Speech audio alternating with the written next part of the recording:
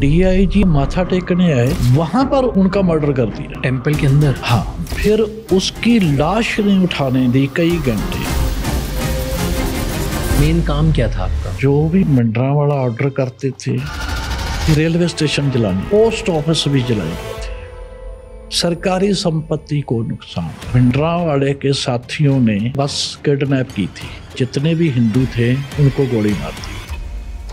जब पैसे की जरूरत पड़ती थी बैंक लूट लेते थे। आपको बहलाया बुसलाया कैसे जाता था? सिखों के साथ सरकार वैसा कर रही है, और पंजाब पुलिस नाखून तक उखाड़ देते थे, चीरा दे के नमक वगैरह डाल देना। फिर उसके बाद जब आप छूट के आते थे वहाँ पर आक्रोश भरी जाता था कि हमारे सिखों के साथ ये कर रही है पुलिस। ऑपरेशन ब्लू स्टार क्या था?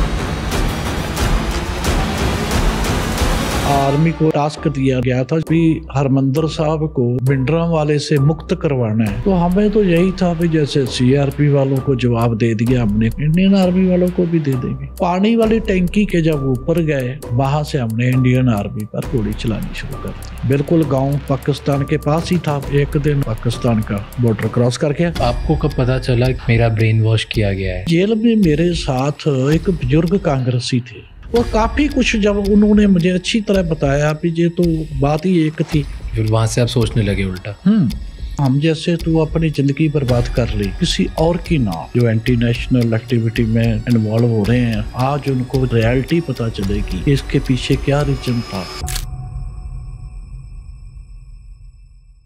कुछ बहुत ही पावरफुल लोग अपने फायदे के लिए यूथ को ब्रेन वॉश कर रहे हैं to join terrorist groups, and उन्हें गुमराह कर रहे हैं टू डिवाइड इंडिया। एंड वो ये कैसे कर रहे हैं, इस पे बात करने के लिए हमने आज के गेस्ट कुलजिंदर ढिल्लों से बात करी है, जो खुद एक टेररिस्ट ग्रुप का पार्ट थे, जिनको ब्रेन वॉश करके इनसे तरह तरह की टेररिस्ट एक्टिविटीज़ करवाई। एंड ये गोल्डन टेम्पल के अंदर थे during the operation blue star, जहाँ ये अंदर से इंडियन आर्मी पे अटैक कर रहे थे। उसके बाद ये वहाँ से भागकर बॉर्डर क्रॉस करके पाकिस्तान गए, और जब इंडिया वापस आए तो अरेस्ट हो गए।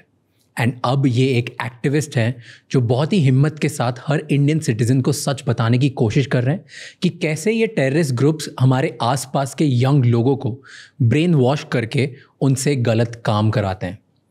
हमने आज इनकी पूरी जर्नी के बारे में डिस्कस किया है कि कैसे ये गलत ग्रुप का पार्ट बने, कैसे इनसे गलत काम कराया गया, कैसे उनको फंडिंग मिली, ये इन सब में पाकिस्तान का रोल क्या था, ये अरेस्ट कैसे हुए, एंड आज इनका माइंडसेट ऐसा चेंज क्यों हो गया है कि अब ये एक एक्टिविस्ट बन गए हैं। तो ये एपिसोड बहुत ज़रूरी है, प्लीज़ इसे एंड तक देखना, क्योंकि ये बहुत इम्पॉर्टेंट इशू है हमारी कंट्री के लिए। हमारे आसपास के लोगों को किसी ना किसी तरह से गुमराह करके इन टेरर एक्टिविटीज़ का पार्ट बनाया जा रहा है। तो हमें जानना एंड इसके अगेंस्ट में अवेयरनेस फैलाना बहुत ज़रूरी है। Watch it till the end.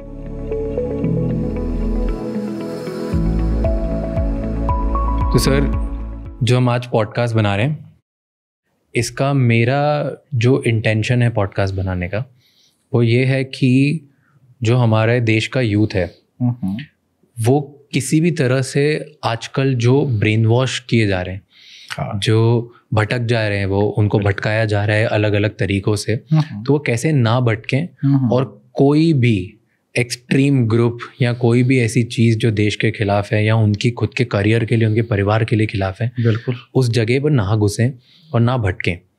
तो उसकी वजह से मैं चाहता हूँ कि आपकी स्टोरी सबके सामने आनी चाहिए और आपका मैसेज बहुत क्लियर होना चाहिए सबके सामने। मेरी भी यही कोशिश है।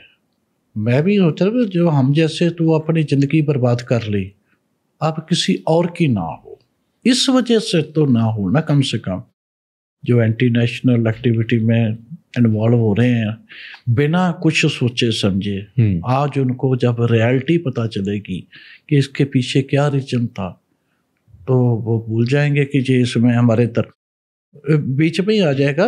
क्योंकि इनको ना वर्गलाया गया। वर्गलाने का मतलब समझते हो ना आप? वर्गलाना, किसी को बहलाया गया। तो पंजाबी में वर्गलाना बोलते हैं। तो कैसे बहलाया, सब पे बात करेंगे। आपको कैसे बहलाया, आप कैसे इसमें घुसे, मुझे एकदम शुरू से बताओ। आप कहाँ पैदा हुए, बचपन की कहानियाँ बताओ। एक शुरू कहाँ पैदा हुए, घर में मम्मी क्या करते थे, पापा क्या करते थे? ऐसे मेरे फादर जो थे वो PAP पंजाब आर्म्ड पुलिस में थे। पंजाब आर्म्ड पुलिस में? जी हाँ। पुलिस दो तरह की होती है ना, एक तो डिस्ट्रिक्ट पुलिस होती है, एक आर्मड पुलिस होती है। हर एक स्टेट की अलग होती है। जो पंजाब की है उसको PAP बोलते हैं, पंजाब आर्मड पुलिस। जो हरियाणा की है उसको HAP बोलते हैं। वो PAP में थे, ठीक है। तो बाद में जब हरियाणा बना तो डिवाइड हो गए मुलाजिम, और फादर HAP में चले गए, हरियाणा आर्मड पुलिस में। अच्छा। तो जब मुझे थोड़ा सा याद पड़ता, जब मुझे थोड़ा थोड़ा मालूम है, तब उनकी पोस्टिंग अम्बाड़ा में थी। जब हम घर से पहली बार गांव से शहर में रहने के लिए आए पिताजी के साथ अम्बाड़ा में, ये बात होगी शायद 71 या 72 की। उसके बाद डेपुटेशन पे मेरे फादर चंडीगढ़ पुलिस में आ गए। तो फिर चंडीगढ़ में आपका लगभग मेरी जो बचपन है तकरीबन स्कूल टाइम में चंडीगढ़ ही रहा हूँ। जहाँ तक कि कॉलेज भी मैं गया हूँ चंडीगढ़, लेकिन वो तो बाद में मूवमेंट की वजह से मुझे कॉलेज छोड़ना पड़ा। जब मैं कॉलेज गया तो हमारे कॉलेज में एक ना AISSF है, all India Sikh student federation. ये तो है तो काफ़ी पुरानी मतलब स्टूडेंट यूनियन है, लेकिन ये ज़्यादा सरगर्म जो हुई है ना, ये 1982 के बाद हुई है। कब की बनी, इसका कौन पहले प्रेसिडेंट था वो तो मुझे मालूम नहीं है। लेकिन मैं 82 में कॉलेज गया। जब मैं कॉलेज गया तो मेरे कॉलेज में इसका यूनिट नहीं था। इसको बनाने वाले हम ही 3-4 थे जिन्होंने स्टार्ट की हमारे कॉलेज में। तो ये स्टूडेंट यूनियन थी जो हमारी, ये पूरी की पूरी पिंडरावाले की फैन थी। क्यों? जो इसका प्रेसिडेंट था उसका नाम था भाई अमरीक सिंह। बड़ी यूनियन बना क्यों था? क्योंकि आपने बोला तब तो कॉलेज में कोई नहीं था। AISSF की बात कर रहा हूँ। हमारे कॉलेज में पहले नहीं था, और कॉलेजों में यूनिवर्सिटियों में था। अच्छा। दूसरे पंजाब में ना, तो चंडीगढ़ में जहाँ मैं पढ़ा हूँ ना, वहाँ नहीं। मेरे कॉलेज में ये स्टार्ट 82 के बाद हुआ है। और क्यों स्टार्ट किया? आपने बोला आप 3-4 लोग ही थे जिन्होंने बनाया, तो आपने क्या सोच के बनाया कि यार ये होना चाहिए हमारे कॉलेज में भी? ऐसा उस टाइम तो बस एक चौधर की लड़ाई थी, क्योंकि वैसे तो हम बन नहीं सकते थे। ना तो कोई हमारा प्रेसिडेंट बन सकता था, ना कोई कॉलेज का जनरल सेक्रेटरी बन सकता था, और भिंडरावाले का थोड़ा मन में डर था लोगों के। तो हमने सोचा भी इसी बहाने प्रेसिडेंट भी कॉलेज का हमारा बन जाएगा। पर फिर आप बता रहे थे मुझे, जो आपके लीडर थे AISSF के लीडर भाई अमरीक सिंह, हाँ, वो कॉलेज के लीडर थे कि ओवरऑल पूरी? वो ओवरऑल इंडिया के थे। ओके। उस टाइम 2 ही आदमी हमारे पावरफुल थे, एक भाई अमरीक सिंह और एक था, उसका नाम था हरमिंदर सिंह संधू। हरमिंदर सिंह संधू था, वो जनरल सेक्रेटरी था ऑल इंडिया का, AISSF का। ये दोनों आदमी भिंडरावाले के काफी क्लोज थे।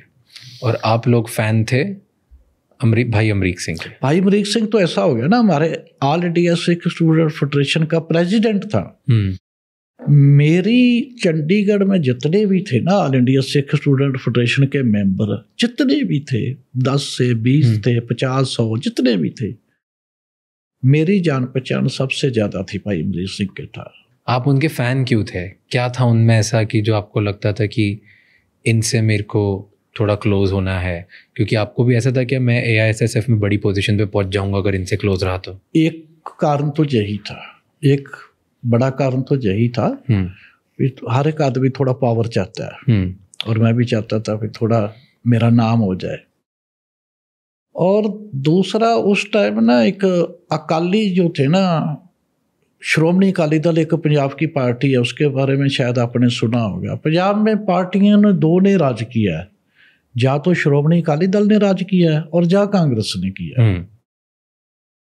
और जब भी अकाली सरकार से बाहर होते थे ना, ये सरकार के खिलाफ कोई ना कोई मोर्चा लगा देते थे सरकार गिराने के लिए पंजाब की, कि हमारे हाथ फिर दोबारा कुर्सी आ जाए।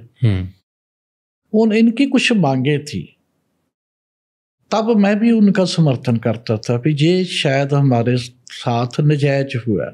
उसमें एक मांग थी कि जो चंडीगढ़ है ये पंजाब को दिया जाना चाहिए, क्योंकि ये पंजाब के लिए ही बना था, पंजाब की राजधानी था ये। और इसमें हरियाणा बीच में आ गया, भाई हरियाणा का कोई हक नहीं है, ये हमें पंजाब को मिलना ही चाहिए। एक बड़ी डिमांड, मैं एक एग्जाम्पल दे रहा हूँ, सिर्फ एक की डिमांड तो काफ़ी थी, लेकिन मैं सिर्फ एग्जाम्पल एक की दे रहा हूँ। जैसे ये डिमांड थी, ये मेरा भी मानना था कि ये तो गवर्नमेंट धक्का कर रही है, सेंट्रल गवर्नमेंट जो चंडीगढ़ पंजाब को नहीं दे रही थी, आपको भी लगता था, इसीलिए आप उनका समर्थन करते। हाँ, ये तो मैंने एक ही बात बताई ना, काफ़ी बातें थी। हाँ। लेकिन तब में और अब में जो मुझ में फ़र्क पड़ा है, क्योंकि उस टाइम मैं इतना सोचने वाला नहीं था, सोचता नहीं था।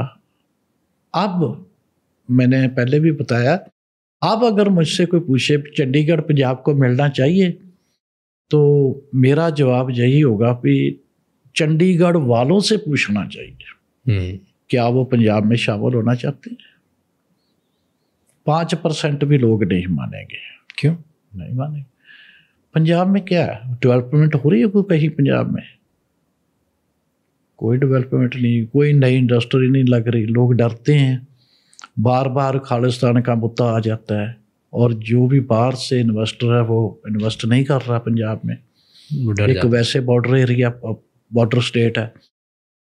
शायद कुछ लोग बोलते हैं कि बॉर्डर स्टेट के कारण, और बॉर्डर स्टेट तो गुजरात भी है, राजस्थान भी है।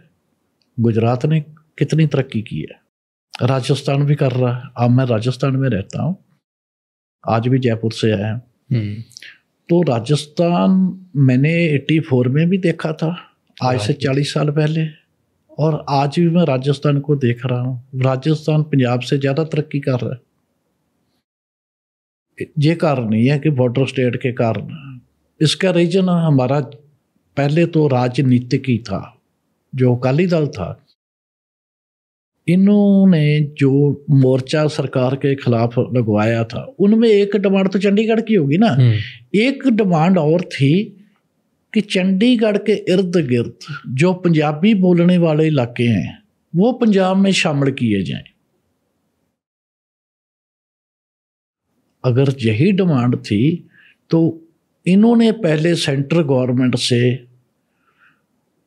मोर्चा लगा के पंजाबी सूबा मालूम है किसको बोलते? सूबा स्टेट को बोलते हैं, सूबा बोलते हैं। पंजाबी सूबा फिर क्यों बनवाया? पंजाब तो बहुत बड़ा था, हिमाचल भी पंजाब में था, मालूम है आपको?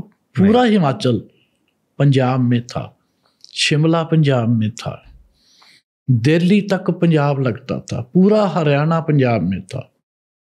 पहले अकालियों ने तो उसके 3 टुकड़े करवाए, और मकसद क्या था अकालियों का कि अगर पंजाबी बोलने वाला एरिया एक जगह हो जाए तो हमेशा ही हमारा आदमी मुख्यमंत्री बनेगा। आप आपके कॉलेज के लीडर थे? कौन? आप? नहीं, मैं तो सीआर ही था। अच्छा। नहीं, एआईएसएसएफ के कॉलेज लीडर थे आप? नहीं, हमारा ग्रुप इतना बड़ा नहीं। अच्छा, क्योंकि वो जितने थे ना, हमारे बाद में पुलिस रेड करना शुरू होगी, और जो लोकल स्टूडेंट थे वो डर गए। पर मेन काम क्या था आपका? इस यूनियन का काम क्या था? आप क्या करते थे जिसकी वजह से पुलिस आप पे रेड मारती थी? काम तो जो भी उस टाइम मिंडरा वाला ऑर्डर करते थे। तो क्या करना होता था कि एग्जाम्पल दो काम कॉलेज में? एंटी नेशनल एक्टिविटी होती थी तकरीबन। तो ऐसे ही एक दिन ऑर्डर आ गया, फिर रेलवे स्टेशन जलाने हैं। और सभी जगह के रेलवे स्टेशन पंजाब में छोटे बड़े जलाए गए। इसी तरह एक रात पोस्ट ऑफिस भी जलाए गए थे पंजाब के। सरकारी संपत्ति को नुकसान, बसें जलाना आम बात, सरकारी बसें रोडवेज की जिसको बोलते हैं, वो तो आम बात थी। ये जब आपको ऑर्डर आते थे तो आप आंख बंद करके इसको मान के कर क्यों देते थे? आंख बंद करके ही मानते थे। क्यों मानते थे? रेलवे स्टेशन जलाना मेरे शहर का, मैं क्यों जलाऊं? तब ये सोच नहीं थी ना, तब ये नहीं ना सोचते थे कि ये हमारे देश का है। तब तो ये हम सोचते थे हमें सरकार को तंग करना है। क्यों? मांगे बनवानी है, सरकार को मजबूर करना है। तो कॉलेज लाइफ में ये सब हुआ और आप इनके क्लोज होते गए? हाँ, मैं इनके क्लोज होता है। फिर आप आपको फाइनल मूवमेंट में जोड़ा कैसे गया, खालिस्तानी मूवमेंट में? था ना, जब चंडीगढ़ पुलिस ने थोड़ी इंक्वायरी की कि जो चंडीगढ़ में छोटे मोटे काम होते हैं, छोटे होते हैं या बड़े होते हैं, इसके पीछे कौन मेन आदमी है, तो उनमें से मेरा नाम आ गया। तो मेरे घर में पुलिस का रेड होना शुरू हो गया। तो मैं फिर चंडीगढ़ छोड़ के पक्का ही दरबार साहब चला गया रहने के लिए। तो आपके फादर ने कुछ नहीं बोला, क्योंकि वो भी तो पुलिस में थे? उन पर तो प्रेशर रहता था गवर्नमेंट का कि अपने लड़के को पेश करो। फिर लेकिन मैं उनके काबू नहीं आया और मैं निकल गया चंडीगढ़ से, रातों रात निकल गया। तब नाइट सर्विस चलती होती थी पंजाब में। नाइट सर्विस बाद में बंद हुई है। वो क्यों बंद हुई है नाइट सर्विस, वो भी आपको मैं बता दूंगा। क्या होता था नाइट सर्विस? नाइट सर्विस में एक ना बहुत बड़ा इल्ज़ाम जो खालिस्तानी है ना, पहले वाले भी और अब भी जो नई पीढ़ी है जो खालिस्तान मांगती है, डिमांड करती है, वो बहुत सारे काम है जो सेंट्रल गवर्नमेंट के जिम्मे लगाते हैं। भी ये तो काम एजेंसियों ने किया है जी, हमारे भिंडरांवाले को बदनाम किया गया है, ये है वो है। लेकिन कुछ बातें हैं, मैं जहाँ ऑन द रिकॉर्ड बोलता हूँ कि मुझे इस बातों में झूठा साबित करके दिखाएं, पुख्ता सबूत लाएं कि मैं झूठ बोल रहा हूँ। किस बातों? जो भी अभी बातें बताने लगा। नाइट सर्विस क्यों बंद हुई? नाइट सर्विस इसलिए बंद हुई, भिंडरांवाले के साथियों ने जलंधर अमृतसर से जलंधर को जब जाते हैं ना, रास्ते में एक गांव आता है ढिलवा, ढिलवा बोलते हैं उसको, रेलवे स्टेशन भी है छोटा सा। वहाँ से एक बस किडनैप की थी रात को, और उस बस में से निकाल के जितने भी हिंदू थे उनको गोली मार दी गई थी। ये बोलते हैं ना हिंदुओं का कत्लेआम गवर्नमेंट ने सिखों को बदनाम करने के लिए किया, लेकिन नहीं, ये सच्चाई है। और मैं उनके नाम बताने लगा हूँ जिन्होंने ये कत्लेआम किया था, और ये वो नाम है जो भिंडरांवाले के जिसको दाई और बाई बाजू बोला जाता था। अब उनके नाम सुनिए।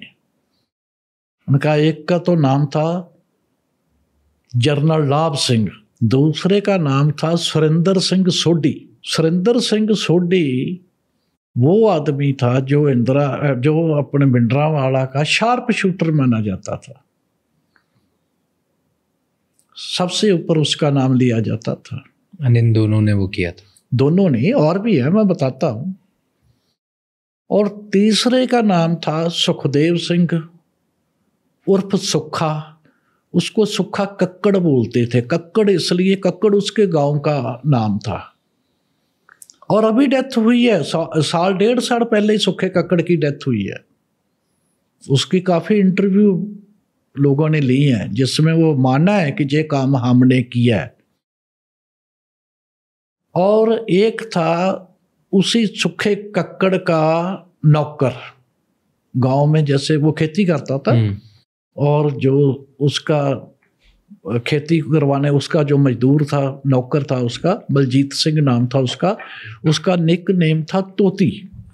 और एक का नाम था सविंदर सिंह। ये सभी आदमी, पांचों आदमी दरबार साहब से गए, रात को इन्होंने कत्ल किए और वापस फिर आ गए। पहले थोड़ा सा रिवर्स करके ऑडियंस के लिए मुझे ये बताओ, भिंडरांवाले कौन थे?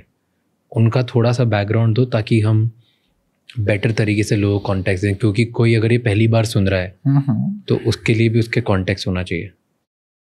ऐसा एक ना पंजाब में डेरावाद बहुत है, डेरे बहुत चलते हैं। कोई किसी बाबा का डेरा है, कोई किसी का डेरा है, जहाँ जत्थे चलते हैं, कोई किसी का जत्था है, कोई किसी का जत्था है।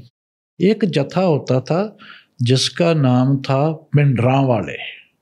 उनके एक मुखी थे जिनके गांव का नाम भिंडर था। मुखी के नाम के आगे भिंडरांवाले, यानी कि उस गांव के रहने वाले। और उसके बाद उसको जो मानने वाले थे वो सभी अपने नाम के पीछे भिंडरावाला लगाना शुरू कर दिया। वहीं से एक थे गुरबचन सिंह भिंडरावाले, जहाँ तक मुझे मालूम है। गुरबचन सिंह भिंडरावाले के बाद आ गए करतार सिंह भिंडरावाले, जिनके बेटे भाई अमरीक सिंह हमारे मुखी थे। और उनके बाद आगे संत जरनैल सिंह भिंडरावाले। इनका जो मेन काम था ना, वो तो धर्म प्रचार का था, पॉलिटिक्स का नहीं था। ये लोगों में अपने धर्म का प्रचार ही करते थे। और पंजाब में इनको जरूरत थी कांग्रेस को एक ऐसे बाबा की जो थोड़ा गर्म ख्याली हो, जो अकालियों का दिमाग ठिकाने लगा सके। ये अकाली सिरदर्द बने हुए थे कांग्रेस के लिए। जब भी पावर से बाहर होते थे, जो सरकार के नाक में दम कर देते थे, कोई ना कोई मोर्चा लगा लेते थे। तो ना जाने कैसे भिंडरावाले इनकी नज़र में आ गए और इनको यूज किया अकालियों के खिलाफ, शरेआम किया। ये रिकॉर्ड है, एमपी का नाम था शायद रघुनंदन लाल भाटिया, कांग्रेस के एमपी बनते थे वो अमृतसर से। उनके साथ फोटो हैं कई लोगों के पास, अभी भी पड़ी है। भिंडरावाले ने ओपन जीप में उसका प्रचार किया था कांग्रेस का। उसके बाद एक SGPC है, श्रोमणी गुरुद्वारा प्रबंधक कमेटी बोलते हैं उसको, जो ऑल इंडिया में गुरुद्वारों का प्रबंध करती है। उसमें तकरीबन उसके जो मेंबर हैं ना, वो अकाली ही बनते हैं। और भिंडरावाला की मदद से कांग्रेस ने 40 कैंडिडेट उतारे मैदान में, वो सभी हारे हैं। ये भी एक लोगों के पास प्रूफ है। एक और मैं लोगों के लिए अपनी सवाल छोड़ता हूँ कि मेरी बात को कोई झूठा साबित करके बता दे, मैं मान लूँगा। भिंडरावाला सरकार का आदमी नहीं था। भिंडरावाले के नाम पर 2 असला लाइसेंस जारी हुए। उसमें एक राइफल थी 315 बोर, वो तो कोई भी ले सकता है। एक रिवॉल्वर था जिसका बोर था 0.38, 38 बोर बोलते हैं उसको। वो कोई भी सिविलियन उसका लाइसेंस नहीं ले सकता। वो होता है परमिटेड बोर। 455 बोर हो गया और 38 बोर हो गया। भिंडरावाले का लाइसेंस 38 बोर का किसने बनाया, कैसे बना, अगर वो सरकार का आदमी नहीं था? अभी अपन आते हैं कि आपने भिंडरावाले जो थे वो मेन लीड करते थे और उनको ज्वाइन, उनके साथ थे आपके भाई अमरीक सिंह। उनको ज्वाइन करने के लिए आप चंडीगढ़ से बस लेके दरबार साहब आता जाता रहता था। अमृतसर गोल्डन टेम्पल में आप पहुंच गए, है ना? तो वहाँ आप चले गए, फिर क्या हुआ? वहाँ आप जब गए तो आपने क्या बोला कि अब मैं आप लोगों के साथ फुल टाइम काम करने के लिए तैयार हूँ? क्या था? इस बात का उनको मालूम था कि ये मैं आता जाता रहता था ना, उनको मालूम था कि चंडीगढ़ पुलिस से इसके पीछे पड़ चुकी है। तो किसी ने मुझे ज़्यादा सवाल जवाब नहीं किए। बस उनको मालूम था कि जब इसकी ज़रूरत पड़ेगी तो चंडीगढ़ जाएगा ज़रूर, जब भी इसको बेचेंगे तो चला जाएगा। तो अब जब आप उधर गए दरबार साहब, उधर आपका रूटीन क्या होता था? सुबह उठते थे, क्या करते थे आप पूरे दिन? देख, कुछ भी नहीं करते थे वैसे तो। कमरे मिले हुए थे, कमरे मिले कि कमरों पर तो कब्जा किया हुआ था। मिलना तो और बात होती है ना। हमने तो कब्जा किया था। जो कमरा जिसको अच्छा लगता है, कौन पूछने वाला है। पंजाब जब दरबार साहब से बाहर भिंडरावाले की पावर चलती थी तो अंदर क्यों ना चलती होगी? अंदर जो भी SCPC के मुलाजिम थे, कोई चूं नहीं करता था। जिस कमरे को भी हमारा मन करता था वो कमरा हम रख लेते थे, भी जी कमरा हमें चाहिए। फिर वहीं और सुबह वहाँ से लंगर, लंगर तो वो फ्री है, आप हर किसी के लिए फ्री है। तो जब पैसे की जरूरत पड़ती थी तो हमारे कोई ना कोई साथी कहीं ना कहीं कोई बैंक लूट लेते थे। बहुत नॉर्मल था ये। आम बात थी बैंक लूटना। तो बैंक से आप लूट के पैसे ले आते थे, रहना आपका हो गया था फ्री, क्योंकि अंदर कमरा भी फ्री, खाना भी फ्री, और वैसे भी चढ़ावा बहुत आता था। भिंडरा वाले को लोगों को डायरेक्ट भी आता था, किसी को कपड़े की जरूरत है वो भी बनवा देते थे, किसी की जरूरत है। और हथियार भी फ्री मिलते थे, हथियार की जरूरत होती थी वो भी फ्री मिल जाते थे अंदर। ओके तो अब जब आपको उधर बुलाया, आप रहे उधर, जैसे आप खुद ही गए, तो ऐसे सारे लोग कहीं ना कहीं से खुद ही आते हैं? हाँ, खुद ही आते थे। वो मेरी तरह के तो कम थे, आप हैरान हो जाओगे। वहां स्मगलर भी रहते थे, वहां लुटेरे भी रहते थे, वहां किडनैपर भी रहते थे। तो इन लोगों अब लोग हैरान हो गए, गाड़ियां निकालेंगे। ये बात मेरी सुन के ना, इतनी बात सुन के अब पॉडकास्ट के नीचे कमेंट में गाड़ियां निकालेंगे कि ये इल्जाम लगा रहा है, लेकिन मैं प्रूफ देने लगा। कैसे आप बोल सकते हो कि वो लोग सब ऐसे थे? कुछ स्मगलर थे, जब पुलिस उनके पीछे पड़ गई वो भी दरबार साहब आ गए पक्के ही। क्योंकि किसी ना किसी का कोई ना कोई रिश्तेदार भिंडरावाड़े का चेला होता था या दोस्त होता था, उसकी सहायता से उसको कमरा भी मिल जाता था। मैं नाम भी लूँगा बाद में पॉडकास्ट में, उन लोगों की एग्जाम्पल दूंगा कि ये मैं इसकी बात कर रहा हूँ। ये कौन था? स्मगलर नहीं था और कौन था? कौन? मैंने नाम लिया ना, सुरेंद्र सिंह सोढ़ी का, जिन्होंने हिंदू के कत्लेआम शुरू की थी। सोढ़ी का मर्डर हुआ है अटैक से शायद 2 महीने पहले, शायद अप्रैल 84 को हुआ मेरा ख्याल है, महीना तो मुझे अच्छी तरह याद नहीं है, लेकिन अटैक से कुछ देर पहले ही सुरेंद्र सिंह सोढ़ी का मर्डर उसके खास दोस्त ने किया। क्यों? वो लड़की का कारण बताते हैं। अब देखना ना बात कहीं कि किधर जाती है। उसका कत्ल करने वाले का नाम था शिंदा। शिंदा जो था ना, तब एक ट्रेन चलती थी जो सुबह 6 बजे के करीब अमृतसर लगा देती थी, बॉम्बे से चलती थी, दादर से। और शिंदा अचानक आ गया अपने कमरे में, अपनी जहां उसकी गर्लफ्रेंड रहती थी, और उसने इन दोनों को देख लिया। इसीलिए उसका, अपनी गर्लफ्रेंड को और अपने सोढ़ी को। तब उसने कुछ नहीं बोला। बाद में गुस्से में, फिर बाद में उसकी जो गर्लफ्रेंड थी उसने शिंदा को बताया कि इसने तेरे बाद मेरे से जबरदस्ती रिलेशन स्थापित किए हैं तेरे जाने के बाद। फिर उसको गुस्सा आया और बाद में कत्ल करने गया। 1-2 घंटे बाद, ये जब कत्ल हुआ ना, शायद ये सुबह का 7:30 या 8 बजे का टाइम था, और वो ट्रेन आती थी 6 बजे। ये तो हमें भी मालूम है, शायद अब भी वही टाइम है, पंजाब में बोलते हैं उसको। और फिर उसके बाद उस लड़की के साथ बहुत बुरा हुआ। इतना बुरा हो ही नहीं सकता जितना बुरा उसके साथ किया। उसको नंगी किया, नंगी करके इंटरोगेट किया। सच एक बात तो मैं भूल गया, गर्म प्रेस लगाते रहे उसके शरीर पर, प्रेस गर्म करके लगाते रहे। ये सब उधर हो रहा था आपके, आप थे उस टाइम पे जब, और ये सब दरबार साहब के अंदर हो रहा था? तो उधर और भी तो अच्छे लोग होंगे जिन्होंने कभी ऑब्जेक्शन नहीं उठाया इस सब कि ये सब क्या कर रहे हो इंसाइड अंदर?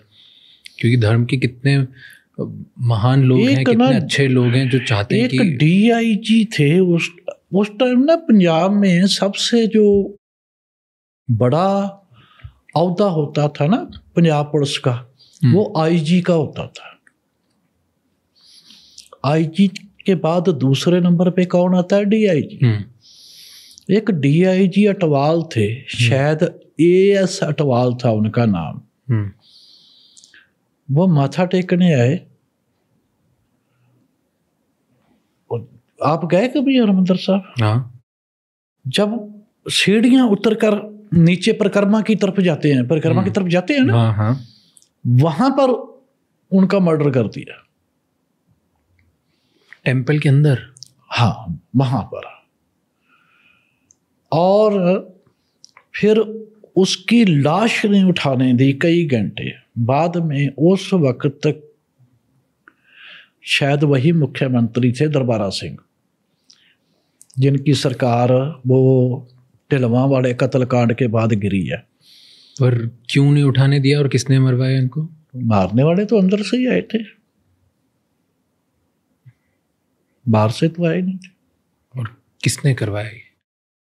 जाहिर सी बात है, ये तो इतनी कोई मुश्किल सवाल ही नहीं है भी अंदर कौन हो सकता है। भिंडरावाड़े के चेले के सिवाय उन कौन हो सकता है। रात 8 बजे लाश उठाई गई थी, वो भी डीसी खुद गया था हरमंदर साहब भिंडरावाड़े से बात करने के लिए, फिर लाश उठाने दी गई थी।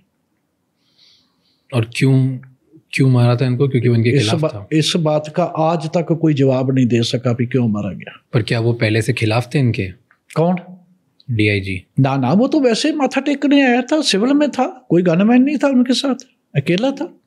और तो भी मार दिया? हाँ, किसी को नहीं पता क्यों? दहशत फैलाने के लिए कि हम जहां तक जा सकते हैं। आपको बहलाया बुसलाया कैसे जाता था? वो स्पीचेस ऐसी क्या होती थी? यही भी सिखों के साथ ये हो रहा है, सिखों के साथ सरकार वैसा कर रही है, वैसा कर रही है। उस टाइम हमारे पास कोई भी जरिया, आज तो इंटरनेट है, गूगल है, सब पे आदमी सर्च कर लेता है फिर कहाँ हुआ कहाँ नहीं हुआ।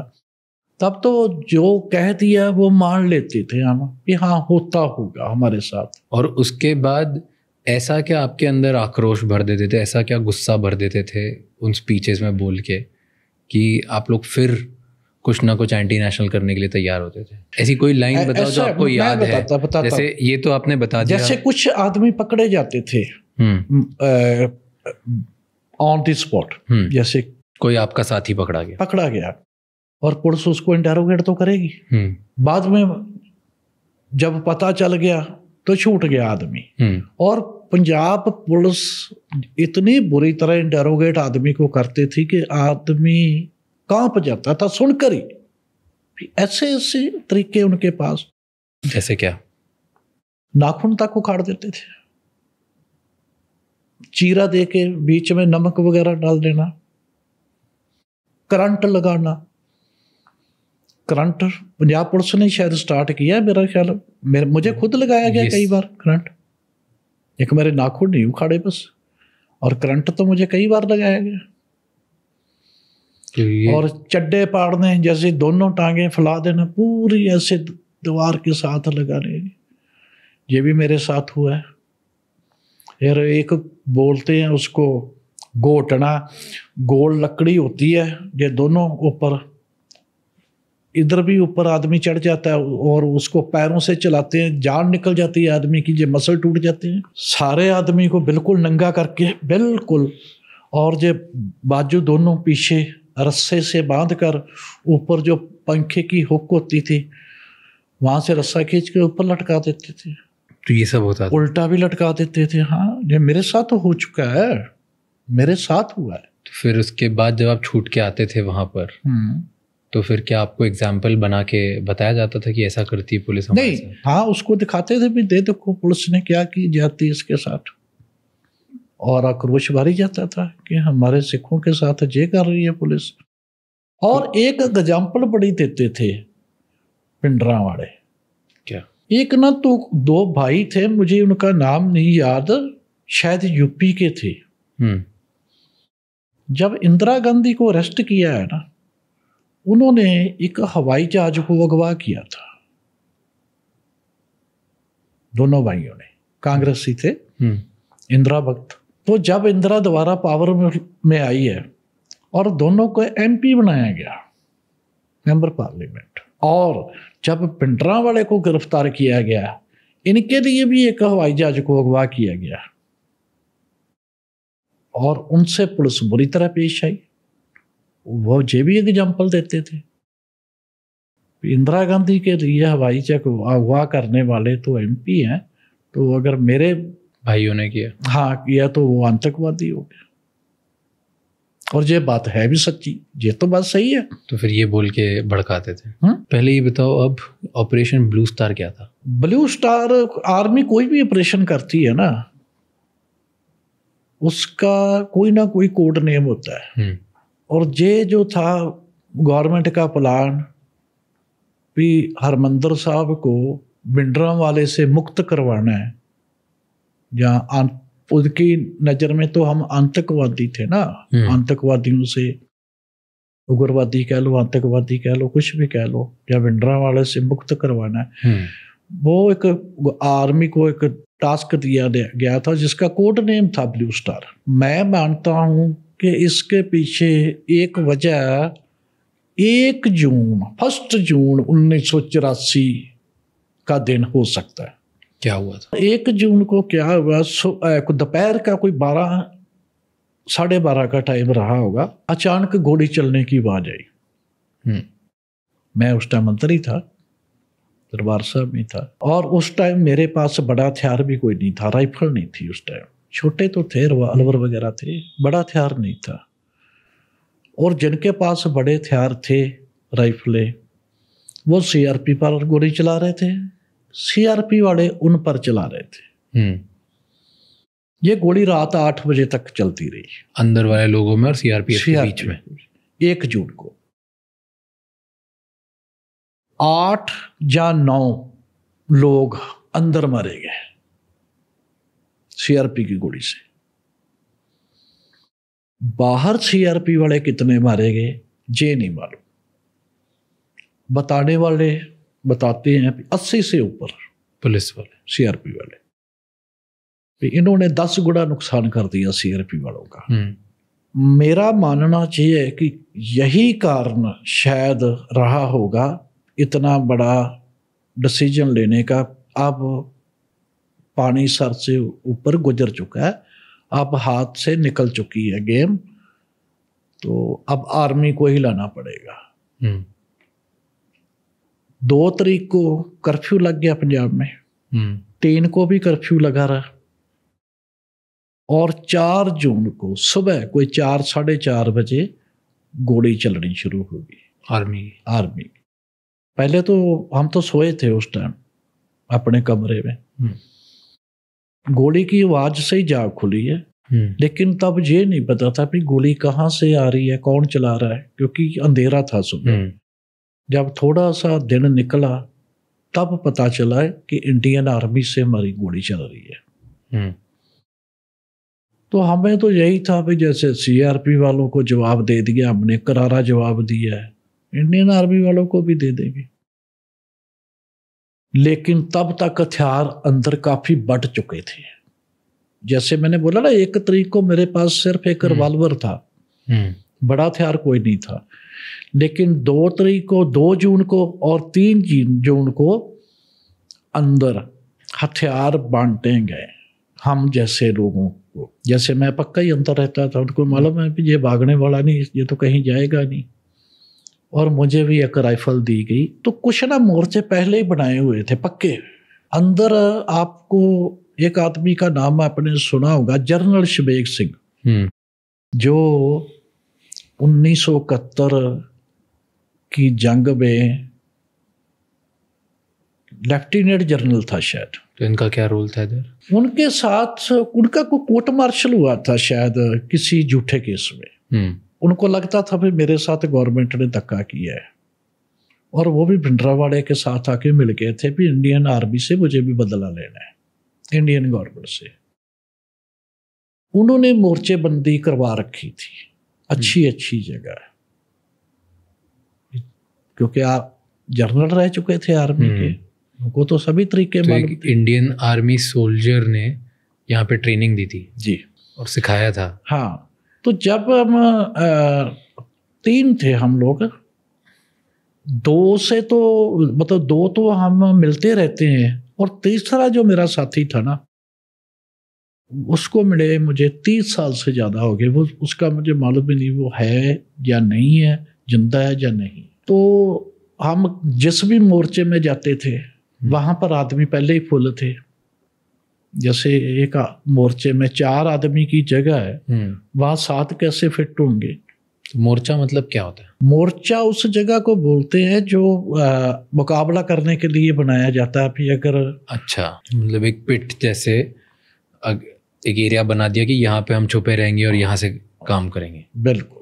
तो ऐसे आपने कई सारे बना दिए थे, बने हुए थे। तो हाँ। सब 1 तारीख के बाद 2-3 को सब उधर उधर अपनी अपनी जगह पे चले गए। हाँ, तो हमें जब कोई जगह नहीं मिली तो हम तीनों हथियार गले में लटकाए घूम रहे थे भी कहाँ पर हम जाके मुकाबला करें।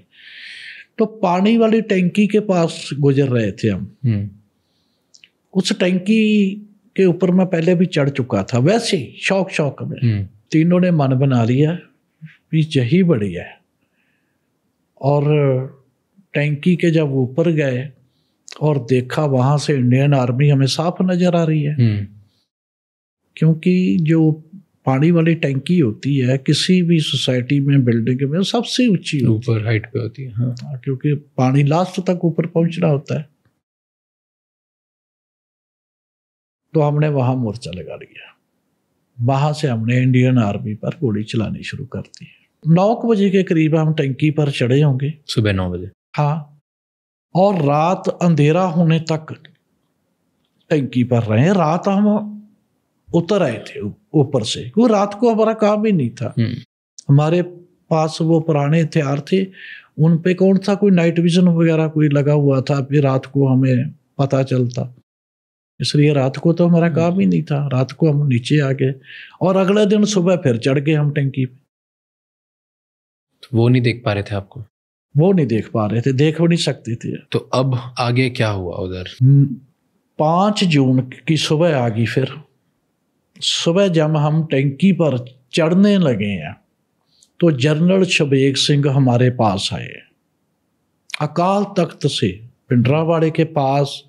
वो पता नहीं चलती गोली में कैसे हमारे पास पहुंच गए और हमें कहा 1 आदमी और 1 गोली। हमारे पास जो असला है ये इतना ही है, अब बाहर से असला नहीं आएगा, क्योंकि इंडियन आर्मी ने घेरा डाल रखा है, बाहर से तो कोई असला आएगा नहीं। जो है यही है अपने पास, फालतू गोली नहीं चलानी और शाम तक मुकाबला करना है। सिर्फ शाम तक बोला उन्होंने, आज शाम तक मुकाबला करना है। आज शाम को पाकिस्तान हमला करेगा इंडिया पे। तो पाकिस्तान कैसे इन्वॉल्व था इसमें? ये तो हुन राम ही जाने कैसे इन्वॉल्व था, लेकिन जनरल शबेग सिंह का कहना था कि शाम तक पाकिस्तान हमला कर देगा और जितनी आर्मी है ये सभी बॉर्डर पर चली जाएगी, हमें छोड़ देंगे और हम लोग आज़ाद हो जाएंगे, पूरे पंजाब में फैल जाएंगे। ये इस बात में क्या सच्चाई है, पाकिस्तान ने हमला करना था या नहीं करना था, ये तो हमें मालूम नहीं। ये भी हो सकता है हमें हौसला देने के लिए कह दिया हो कि ये बहादुरी से लड़े। हाँ, तो ये दिल ना छोड़ जाए, इनको हौसला बना रहे इनका। लेकिन वो हमारा हौसला कोई 2-2:30 बजे तक ही रहा। दोपहर के 2-2:30 बजे का टाइम होगा जब एक बम टंकी पर आकर लगा। जिस हिस्से में पानी रहता है सारी टंकी हिलने लगी, हिल गई एक तरह। तो हमें भी पता चल गया भी बम आ गया टंकी पर। तो हम सीढ़ियां उतरना शुरू हो गए नीचे, ये तो बम हम पर ही आया है। जब हम नीचे पहुंच गए ग्राउंड पे, तब दूसरा बम आके लगा टंकी पे, जिसने टंकी पर छेद कर दिया और सारी टंकी का पानी जो है बह गया। पानी दरबार साहब में खत्म हो गया, पूरे दरबार साहब में। बिजली इन्होंने पहले काट दी थी, टेलीफोन भी काट दिए थे, और एक पानी की सप्लाई थी जो चालू थी अब तक, वो भी खत्म कर दी आर्मी ने। ईंटे वाला फर्श देखा, जो ईंटों वाला फर्श लगा होता है, उसमें एक दरार सी बनी रहती है दोनों ईंट के बीच में। वहां पर पानी खड़ा हो गया, जो ऊपर पानी बहा, वहां से जैसे जानवर पानी पीता है ना जीभ से, मैंने ऐसे लोगों को पानी पीते देखा। क्योंकि टूटियों पर तो पानी खत्म हो गया। प्यास, जून का महीना था, भूखे भी थे लोग और प्यासे भी थे, और ऐसे नीचे मुंह करके लोगों को मैंने पानी पीते देखा है जीभ से। हमारा मोर्चा टूट गया, अब फिर वही बात होगी जो 4 जून को सुबह हमारे साथ हुई थी। जिस भी मोर्चे पर जाते थे वहाँ से पहले से भी ज़्यादा आदमी हो गए थे, हमारी कोई जगह नहीं बन पा रही थी कहीं भी। तो मेरा कमरा था नानक निवास में, मैं वहीं पर रहता रहा आखिरी समय तक। उसका कारण था जो बब्बर खालसा का चीफ था ना, उसका नाम था सुखदेव सिंह बब्बर। उसका गांव और मेरे नाना का गांव बिल्कुल पास पास है। वो मेरे मामा वगैरह को इनको जानता था, अच्छी तरह जानता था। और जब टंकी वाला मोर्चा टूट गया तो मैं वहीं पर आया अपने कमरे की तरफ। और जब मैं आया तो क्या देखता हूं, सुखदेव सिंह बब्बर और उसके 8-10 साथी दीवार में सेंध लगा रहे थे। सेंध मालूम है ना, सेंध लगाना, दीवार में छेद करना, अच्छा, ईंटें निकालना, इतनी ईंटें निकालना जिससे एक आदमी अंदर से बाहर निकल सके, भागने की कोशिश कर। हाँ। तो मैंने ना इसको मजाक किया सुखदेव सिंह को कि रण से भाग रहे हो, सिंह होकर, सरदार होकर, सिख होकर तुम भाग रहे हो। तो सुखदेव सिंह मुझे बोला तेरे पास टैंक है? मैं कहा नहीं। तोप है? मैं कहा नहीं। तो जो उसने मुझे बोला मैं वही वर्डिंग बोल रहा हूँ। कहता वो तेरे बाप टैंक लेके आ गए हैं आर्मी वाले, कि वो टैंक लेके आ गए। अगर तो तू टैंकों का मुकाबला कर सकता है तो तू रहे इधर, नहीं तो चल निकलते हैं बाहर, जाएंगे, जिंदा रहेंगे और अपने हकों के लिए लड़ेंगे। मैंने कहा ठीक है तुम्हारी बात, मानने को आगे भी निकल चलता हूं। और मैं अपनी बंदूक समेत निकलने लगा वहां से। इसने मुझे मेरी बंदूक पकड़ कर रख दी। क्या ये किधर लेके जा रहा है, मरेगा तू, दूर से नजर आएगी तू बंदूक लेके जा रहा है, आगे पता नहीं कौन सी गली में आर्मी से आमना सामना हो जाए। चलो मैं भी निकल गया, ये भी निकल गए, सारे निकल गए हम लोग। पहली गली छोड़ दूसरी तीसरी गली में हम फिर इकट्ठे हो गए एक मकान में। और फिर सुखदेव सिंह मुझसे पूछता है तेरे पास हथियार कौन सा है? मैंने बोला यार मेरे से राइफल लेके तो तूने रख दी है। तो अब मेरे पास हथियार कहाँ से आया? कहता अरे बेवकूफ, मैंने राइफल रखी थी, छोटा कोई रिवाल्वर वगैरह तो ले आता, अब तेरा कोई आमना सामना हो जाए तो 1-2 मार के तो मरेगा, ऐसा तो तू सीधा गोली खाएगा। तो मैंने बोला ये कौन सी बात है, मैं अभी ले आता हूँ। और मैं वापस फिर दोबारा दरबार साहब में चले गया, आ गया। लेकिन तब तक 2 घंटे बीत चुके थे। ये 4-5 बजे की बात है। हाँ, आर्मी आ गई, आर्मी अंदर आ गई थी। आ गई थी तो मुझे देखकर हैरान हो गए आर्मी वाले भी, ये कहाँ से निकल आया, ये तो सारी बिल्डिंग खाली थी। तो मेरे हाथ ऊपर करवा दिए, दीवार के साथ लगवा दिया, मुझे गोली मारने लगे थे। मैं कही सारे 1 मिनट, मुझे बेशक मार देना, पहले मेरी बात सुनो। वो गुस्से में थे वैसे। बोला हाँ क्या बता, क्या बताना चाहते? मैं कही मैं स्टूडेंट हूँ और चंडीगढ़ में पढ़ता हूँ, यहाँ कैसे? मैं कही मैं माथा टेकने आया। क्या सबूत है तुम्हारे पास तू स्टूडेंट है? मैं कहा जी मेरी जेब में मेरा आई कार्ड है। चलो हाथ तो मेरे ऊपर थे, मेरी तलाशी ली गई और पर्स में थे चंडीगढ़ कॉलेज का आई कार्ड निकल आया।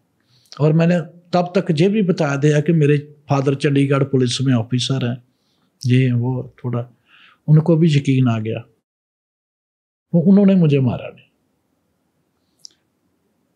तो उन्होंने, उनका जो सीनियर था, पता नहीं क्या रैंक था उसका, उसने बोला कि इसको वहाँ ले जाओ जहाँ दूसरे बिठाए हुए हैं पकड़ के। तब तक ना आर्मी वालों को पता चल चुका था कि अंदर सभी के पास असला नहीं है। जब ये आर्मी वाले एंटर हुए हैं ना दरबार साहब, इनके सामने जो आया उसको ठोकते चले गए, क्योंकि इनको मालूम नहीं था ना तब तक कि कौन भी, हाँ कौन भिंडरावाला का साथी है, कौन AISSF का, कौन बब्बर खालसा। इन्होंने तो सोचा भी इधर से गोली आ रही है सभी, हाँ अंदर आतंकवादी है शायद।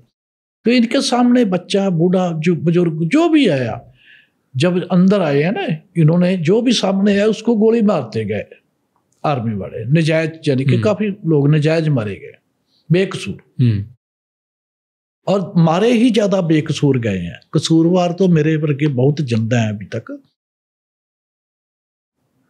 तो आर्मी को मतलब पता चल तो चुका था कि सभी आतंकवादी नहीं है। चलो वहां पर गिरफ्तार कोई 300-400 के करीब बैठाए थे, मुझे भी वहां जाकर बैठा दिया।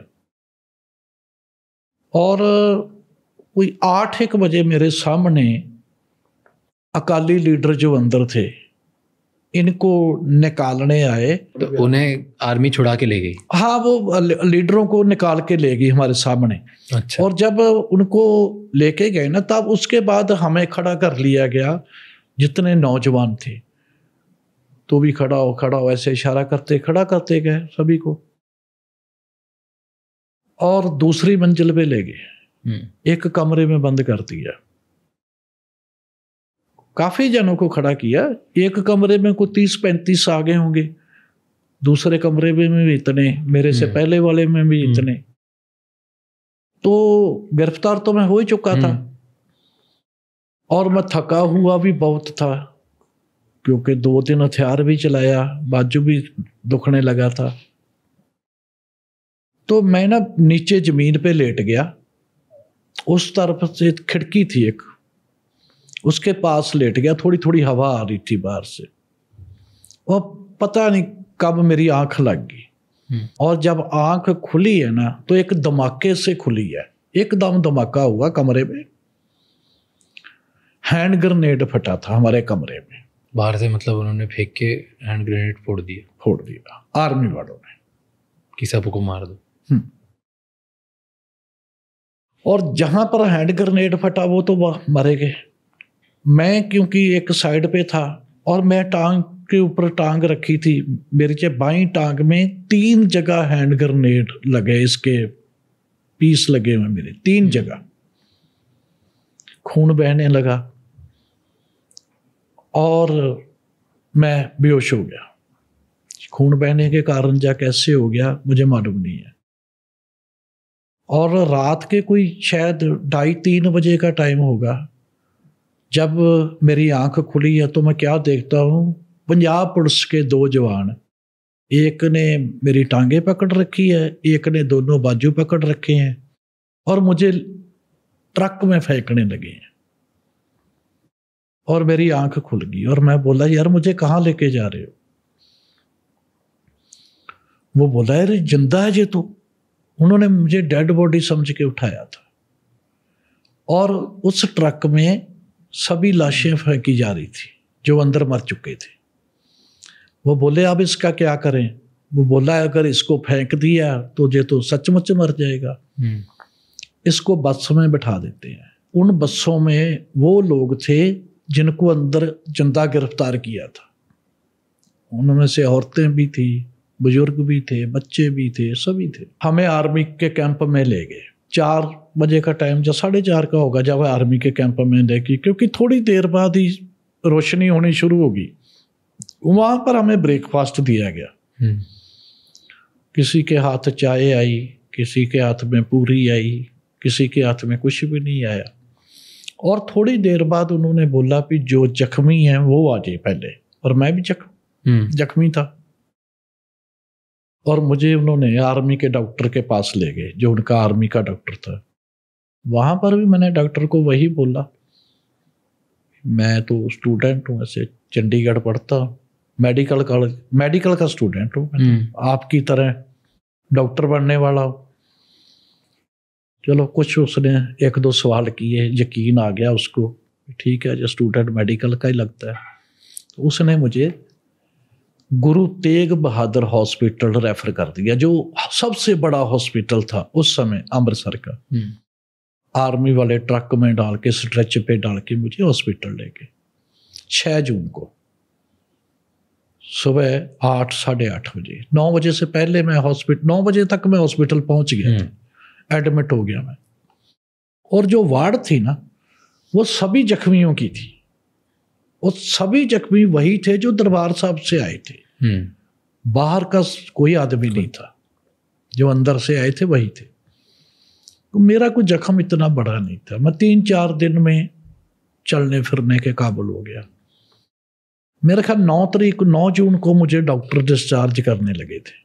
तो मैंने डॉक्टर से रिक्वेस्ट की भी मुझे डिस्चार्ज ना करो, नहीं तो ये मुझे जाके गोली मार देंगे। तो डॉक्टर बोला कितने दिन में रखूंगा तुझे, आखिर तो एक दिन तो भेजना पड़ेगा। मैं कहा आप जितने दिन रख सकते हो, क्योंकि मैं उस दिन सुन चुका था नर्सों से कि कर्फ्यू में ढील मिली है 2 घंटे आज। तब तक कर्फ्यू चल रहा था। 2 जून से शुरू होके 8-9 जून तक कर्फ्यू ही चल रहा था। उस दिन 2 घंटे की ढील मिली थी, सुबह 9 बजे से 11 बजे तक। अगले दिन फिर पता चला कि 2 घंटे की ढील है, 9 बजे से 11 बजे तक। और फिर वहां से मैंने भागने का प्लान बना लिया, फिर अब भागूंगा यहाँ से। मेरे साथ 2 और तैयार हो गए, दोनों ही मेरे से छोटे थे।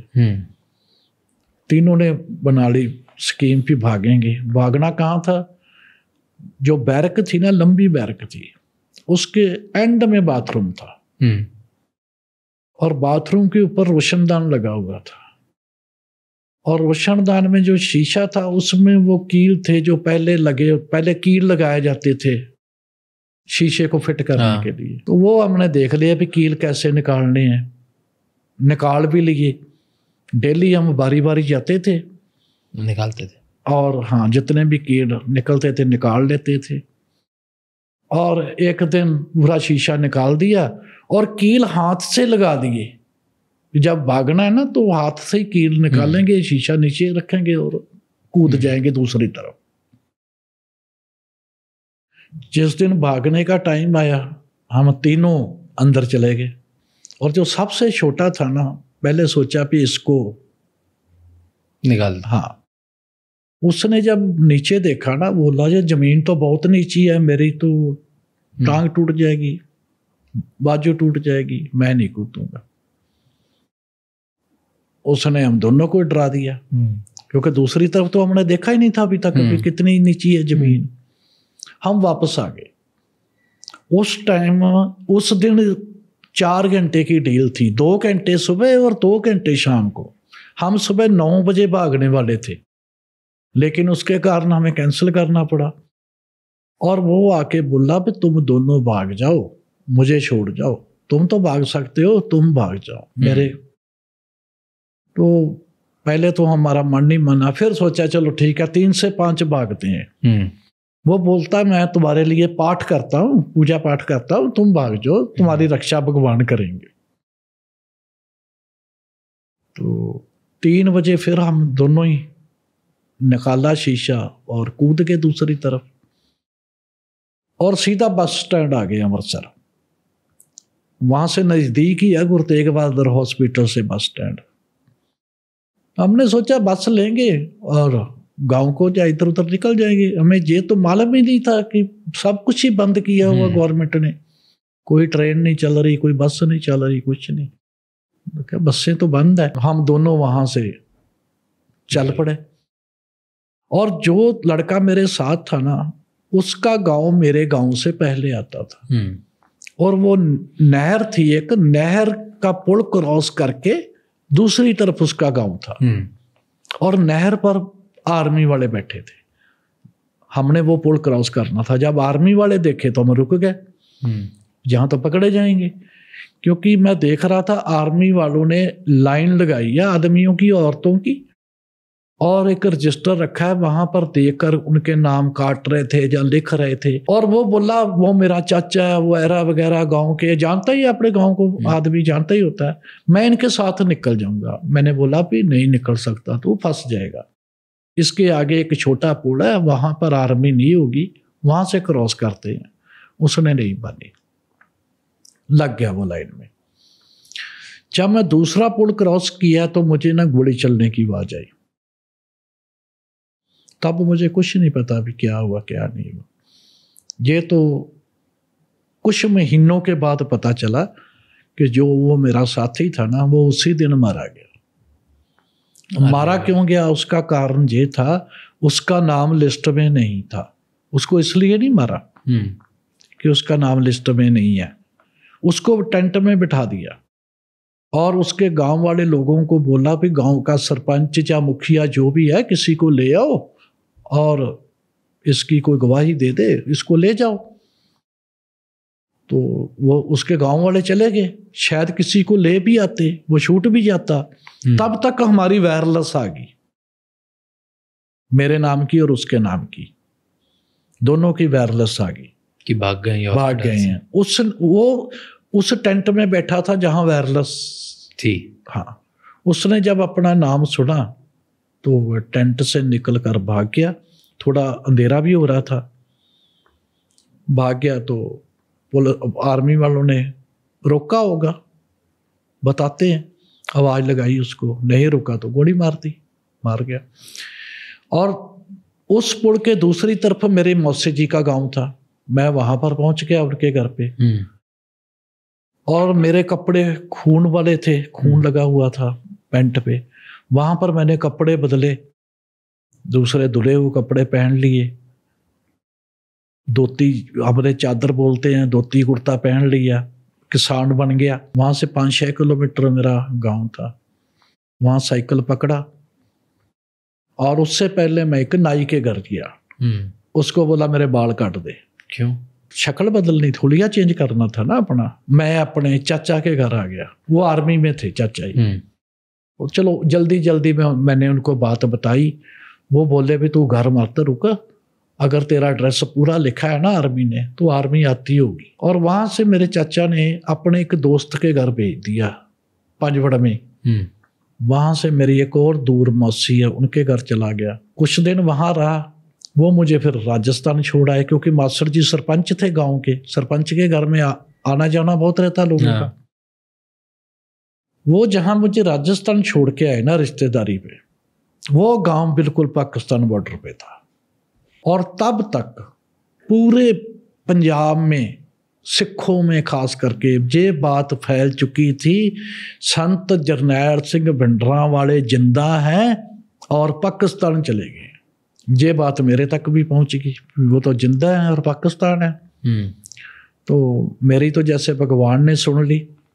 बिल्कुल गांव पाकिस्तान के पास ही था, बॉर्डर के 2-3 किलोमीटर।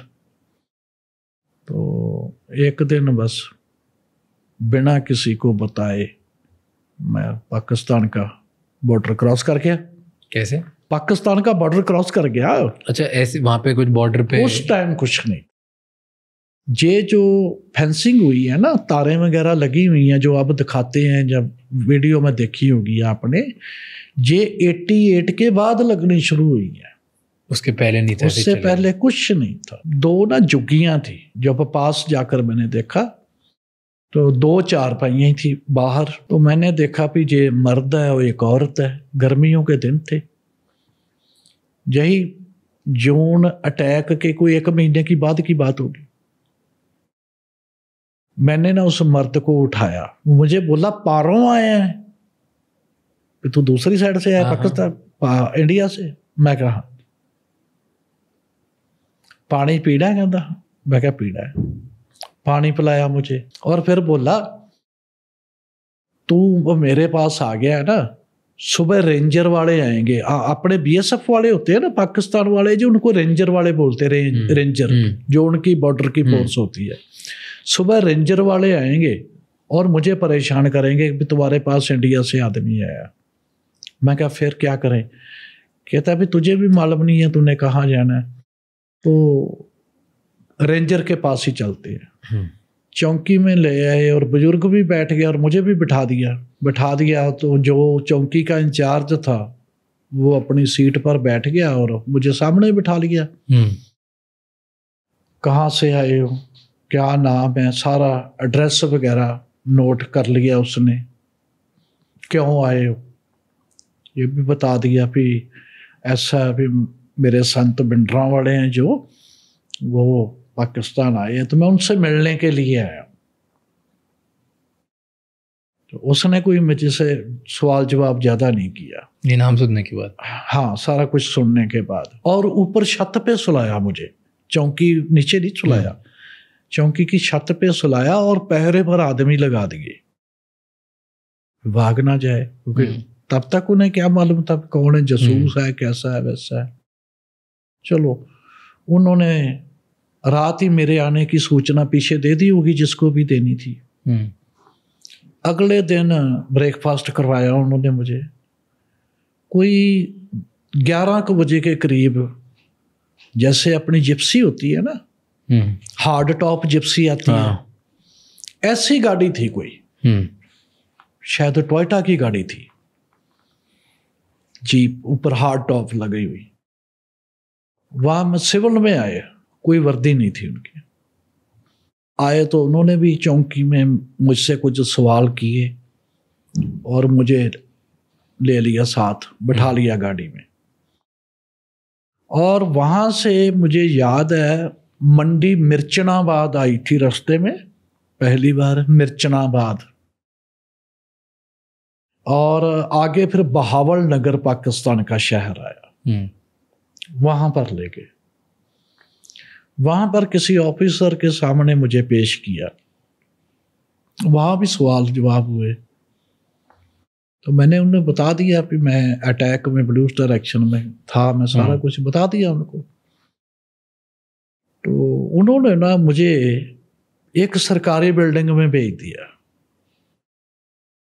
वो बाद में पता चला भी स्कूल है, जैसे अपने इधर जून जुलाई की छुट्टियां होती हैं उधर भी होती हैं, पाकिस्तान में भी 6 महीने दिनों में।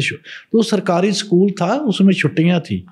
तो ऊपर दूसरी मंजिल पे एक कमरे में उन्होंने मेरे रहने का इंतजाम कर दिया, और वहां भी मेरे पहरे पर सिविल के लगा दिए आदमी। थोड़े दिन बाद मुझे एक दिन बुला के कहा कि तुझे वापस जाना पड़ेगा। मैंने बोला यार नहीं, मैं तो भिंडरांवाले से मिलके जाऊंगा। एक बार जाना पड़ेगा। मैं बोला भी क्यों? क्या भी तू अपने जैसे ना 2-3 साथी और लेके आ, मिला देंगे तुझे भिंडरांवाले से। और वो मुझे समझ ला, तो पता चल गया अभी क्यों बुलाया उन्होंने। वो हमारा एक ग्रुप नया बनाना चाहते थे, पीस के साथी आ जाए, एक नया ग्रुप बना दे, इनको असला वगैरह देंगे, तुझे जाकर उधर पंजाब में तबाही मचाएंगे, जहाँ आतंक मचाएंगे, जो भी है। तो मेरा को मन तो नहीं कर रहा था, लेकिन मुझे आना ही पड़ा। फिर उन्होंने पूछा भी जहां से तू क्रॉस किया वहीं पर छोड़े? मैं कहा वहीं पर छोड़ो, क्योंकि दूसरी तरफ मालूम था मुझे मैं कहाँ जाना है, मेरे रिश्तेदार है, उनका कहाँ घर है, सीधा मैंने पहुंच जाना था। तो उस दिन मुझे उन्होंने 2 हथियार दिए, एक 9mm का पिस्टल और एक देसी 12 बोर का कट्टा, कि अपनी सेफ्टी के लिए लेके जाओ। हाँ, वो बोला जी तुम्हारे बीएसएफ वालों के लिए है। अगर बीएसएफ का तुम्हारे से टाकरा हो जाए आमना सामना, तू अगर एक फायर कर देगा ना, उनको पता चल गया भी तेरे पास 12 बोर है, तो वो छुपते फिरेंगे। तो फिर अब वो लेके आप इधर आए? हाँ, फिर मैं आ गया इधर। और जिन रिश्तेदार के पास मैं गया था, उनको रात तो नहीं पता चला फिर मैं आ गया। सुबह उनको पता चला। सुबह उनको कैसे पता चला? सुबह बीएसएफ वाले कुत्ते लेके आ गए आपको ढूंढने के लिए। राजस्थान के जो गांव होते थे ना बॉर्डर एरिया के, वहां गांव के बाहर एक डिग्गी बनी होती थी, कुआं एक तरह का, जिसमें वो नहर का पानी डालते थे। उसकी ना हफ्ते बाद वारी आती है या 15 दिन बाद। फसल को पानी मिले चाहे ना मिले, लेकिन वो डिग्गी का भरना बहुत जरूरी है, क्योंकि वो डिग्गी से सारा गांव पानी पिएगा, वहीं पशु पानी पिएंगे, वहीं नहाएंगे लोग उसी पानी से, और कोई साधन नहीं है उधर पानी का। तो मैंने क्या किया, जब मैं पाकिस्तान से आया ना, मैं सीधा डिग्गी पर चला गया। मैंने ना नई जूती ली थी उधर पाकिस्तान से, चमड़े की। तो डिग्गी के इर्द गिर्द पानी बिखरा रहता है, तो मैंने सोचा भी खराब हो जाएगी जूती। मैंने हाथ में पकड़ ली और पानी पिया। उसमें ना एक बाल्टी वगैरह लटकी रहती है हमेशा ही, वहां से पानी निकालो और पी लो। मुंह हाथ धोया, पानी पिया, पाँव भी धो लिए, तो जूती हाथ में, तो मैं सीधा ही उनके घर आ गया, अपने रिश्तेदारों के। जिस कमरे में मैं सोता था ना, वो कमरा घर से बाहर था। वहाँ एक मैं सोता था और एक बुजुर्ग थे उनके। आके मैं वहाँ पर सो गया। सुबह बीएसएफ वाले वो डिग्गी तक आ गए कुत्ते लेकर, वो डिग्गी तक पहुंच गए, पर कुत्ते आगे नहीं चल पड़े, आगे जा नहीं सके, डिग्गी तक ही बस। वो बाद में मुझे पता चला वो स्मेल मेरी खत्म हो गई थी उधर आके। पानी से जब मैंने मुंह हाथ धोया, पाँव धोए और जूती को हाथ में पकड़ लिया, तो जो मेरे पाँव की स्मेल थी वो वहाँ ही खत्म हो गई। तो जो मेरे रिश्तेदार मामा जी लगते थे, उन्होंने अपने घर से देख लिया था बीएसएफ वालों को। तो फिर आकर मेरी तरफ देखा उन्होंने कमरे में। फिर जब पता चला फिर ये आ गया और इसके पीछे ही आए हैं बीएसएफ वाले, तो उन्होंने सोचा भी बीएसएफ वाले घर की तरफ आए, इससे पहले मैं बीएसएफ वालों को आगे से मिल देता हूँ, टरका देता हूँ, क्योंकि बीएसएफ वाले उनको जानते थे, उनके खेत साथ ही लगते थे बॉर्डर के। प्रताप सिंह नाम था मेरे मामा जी। तो वो बीएसएफ वाले को पूछने लगा, मामा साहब जी कैसे आना हुआ? उन्होंने पता भी रात कोई आदमी ने बॉर्डर क्रॉस किया, आया आपके गांव में। मेरे मामा को जब पता चला फिर इसने ये किया, मामा गुस्से हुआ और वहां से मुझे एक और रिश्तेदार के पास छोड़ दिया राजस्थान में। और जिन रिश्तेदारों के पास अब छोड़ा ना, उनका एक रिश्तेदार ब्लैकिया था। उसकी घर में अक्सर बात चलती थी, गुरमुख सिंह उसका नाम था। मैंने उसके चर्चे काफी सुन लिए कई दिनों से। तो मैं वेट करने लगा कि कब गुरमुख सिंह आए और मेरी उसके साथ मुलाकात हो। तो मैंने पूछा उनको वो कब आता है? वो बोला आ जाए तो आज ही आ जाए, नहीं तो 10-15 दिन बाद आ जाए। उसका गांव कुछ ज़्यादा नहीं, 5-6 किलोमीटर दूर ही था उधर से। वो एक दिन वो आ गया गुरमुख सिंह, और मुझे तो उसकी वेट थी और टाइम मिला तो मैंने उससे बात की, बताया कि मैं ऐसे पाकिस्तान जा चुका हूँ। तो वो बोला क्या प्रोग्राम है? मैं क्या मैंने फिर जाना है। वो बोला भी अगर आज ही मैं तुझे लेके गया तो ये शक करेंगे भी गुरमुख सिंह अपने काम के लिए ले गया, तो तू किसी दिन आ जाना, ये मेरा नाम है, मेरा घर एड्रेस है जी है। मैं कहा ठीक है। 3-4 दिन बाद मैं गुरमुख सिंह के घर चला गया और बोला गुरमुख सिंह भी तू इस तारीख को आना, उस दिन पाकिस्तान से आदमी आएंगे। मैं चला गया। जिस दिन मैं गया गुरमुख सिंह के घर, रात को 3 आदमी आए पाकिस्तान से, मुसलमान थे उधर के, पाकिस्तानी थे। वो गुरमुख सिंह स्मगलर था, ब्लैक करता था। हाँ ब्लैक किया होता था। हाँ, तो वो 2 दिन रहे गुरमुख सिंह के घर। वो दिन को नहीं बाहर निकलते थे, रात को ही निकलते थे। दिन को उनका अंदर ही खाना पीना होता था। तो मेरी उनसे खूब बातें होती रहती। तीसरे दिन मैं भी उनके साथ ही निकल गया, लेकिन मैंने उनको बोला कि मुझे तुम चौकी में छोड़ देना, तुम सीधे चले जाना। दूसरी बार फिर मैं चौकी में चला गया।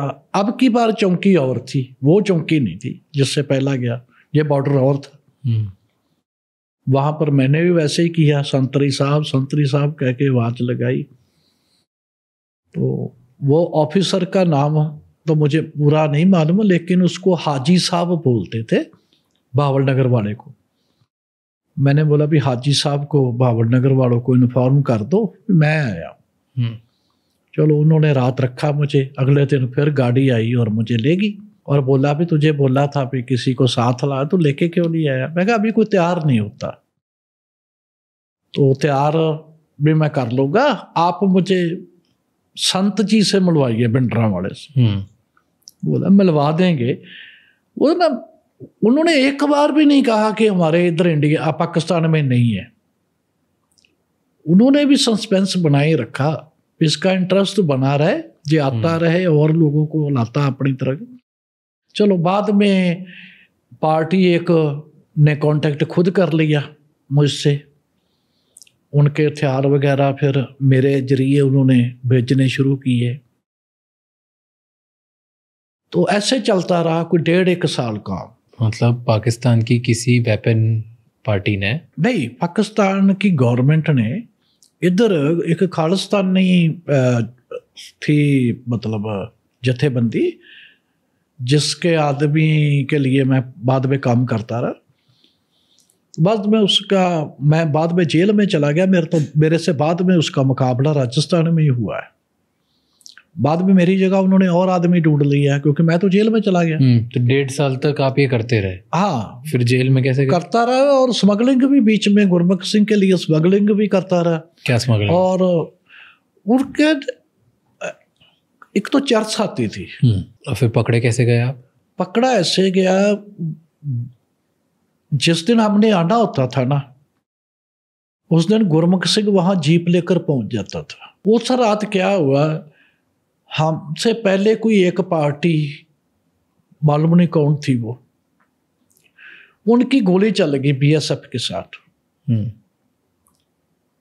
और गुरमुख सिंह को ये लगा कि हम उधर से आ रहे हैं। और राजस्थान में ऐसा जब टिब्बे होते ना, टिब्बा, गोली इस तरफ चलती है तो लगता है ऐसे आवाज दूसरी तरफ से आ रही है। तो गुरमुख सिंह को लगा कि हम गोली चलाते हुए वापस पाकिस्तान भाग गए हैं। वो जीप ले आया इधर। तो जब हम वहां पहुंचे तो जीप है ही नहीं, तो हम कैसे जाते, ना आगे ना तब फोन भी नहीं थे, कुछ भी नहीं थे, फंसने वाला पूरा काम था। उधर बीएसएफ ने पीछा करना शुरू कर देना था थोड़ी देर बाद। तो फिर मैं थोड़ा बहुत जानता था, मेरे साथ 2 पंजाब के थे, उनको मालूम नहीं था इतना, लेकिन मैं राजस्थान रहते 1.5 साल हो गया था मुझे थोड़ी बहुत ही नॉलेज थी कि जहाँ जीपें किराए पे मिल जाती हैं।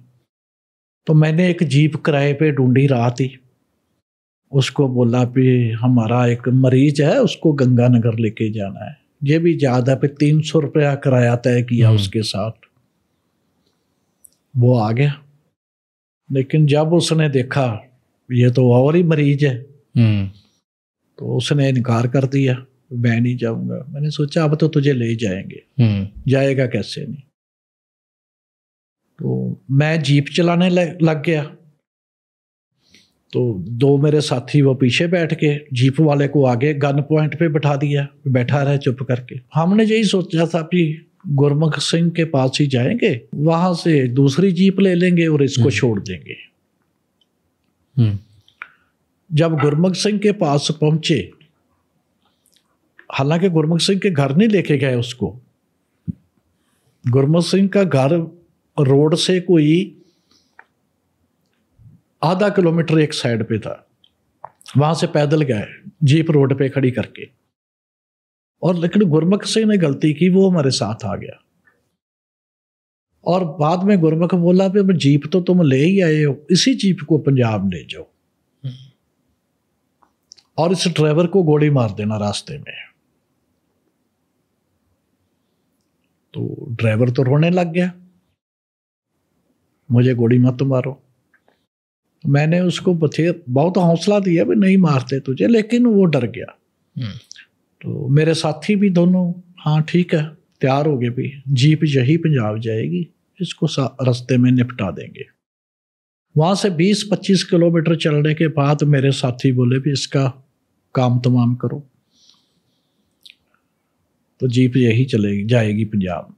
तो मैंने बोला भी तुम्हें मालूम नहीं है इस इलाके का, मैं इसका काम तमाम करता हूँ, तुम दोनों जीप के पास रुको, मैं इसको निपटा के आता हूँ। वो मेरे पाँव पकड़ रहा है, लेट रहा है जमीन पे, मुझे मत मारो। तो मैंने उसके कान में धीरे से 1-2 बार कहा भी चल तेरी जान बख्श दूंगा मैं, अगर ये दोनों गए तो तुझे मार देंगे। शायद उसको फिर भी यकीन नहीं आया। चलो मैं धक्के से उसको ले गया, काफ़ी दूर ले गया तो मैं इसी जगह बैठे रहना और सुबह तक हिलना नहीं, तो मैं 2 गोली चलाऊंगा मेरे पास मत, मैं कहा तेरे पर नहीं चलाता, 2 गोली चलाऊंगा, उनको आवाज़ सुनाई दे जाएगी, तू सुबह तक हिलना नहीं, सुबह चले जाना। चलो मैंने 2 गोलियां ज़मीन पर ही दाग दी और आ गया। मुझे दोनों पूछने लगे मार दिया? मैं कहा मार दिया। कहाँ कहाँ मारी? मैंने एक सिर में मारी और एक छाती में मारी। फिर तो नहीं बचेगा? मैं कहा नहीं बचेगा। तो जीप लेके हम पंजाब आ गए। उस जीप वाले ने गुरमुख सिंह की आवाज़ पहचान ली, इसीलिए गुरमुख सिंह ने कहा भी इसको मार देना, क्योंकि गुरमुख सिंह ने हमें तो नहीं बताया कि ये जीप वाले को मैं जानता हूँ या ये मुझे जानता है, क्योंकि उसकी आंखें भी बंधी हुई थी, हाथ भी।